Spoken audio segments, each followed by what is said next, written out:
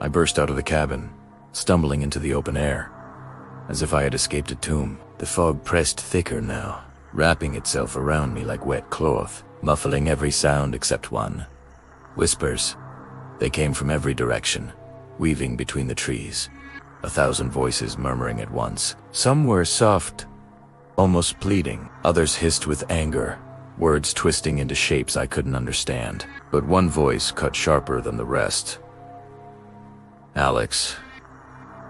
It called my name again and again, echoing through the fog, always just out of reach. I gripped the straps of his backpack tighter, the weight dragging me forward as though it belonged to the forest more than to me. Roots knotted across the path, slick with moss, and every step felt like walking over veins that pulsed faintly under my boots. The whispers grew clearer.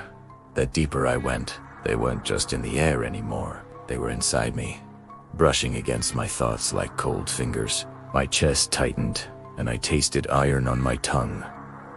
Then I heard a child's laughter, high and hollow, carried through the trees. I spun toward the sound, flashlight beams slicing through the mist. There, between the trunks, a small figure stood. A girl, pale and thin, her hair hanging in tangled sheets. She smiled at me with teeth, too sharp, too many. I staggered back, but when I blinked, she was gone. Only her laughter remained, twining with the whispers until I couldn't tell them apart. The forest around me shifted. The trees seemed closer, the fog thicker, the ground softer beneath my feet. I looked down and realized the soil wasn't soil anymore. It was ash, black, choking ash that clung to my boots, swallowing my footprints as quickly as I made them. The whispers swelled, louder now, angry, demanding. I clapped my hands over my ears, but it did nothing. The voices were inside me. My knees buckled as the sound built into a roar of words I couldn't fight. And then, clear and sharp, one voice cut through them all. Stay. I froze. The fog shifted ahead, parting to reveal something that made my blood run cold. A figure stood among the trees. Talentine, its body bent at impossible angles, head cocked to one side. Its face was hidden in shadow, but I knew it was watching me.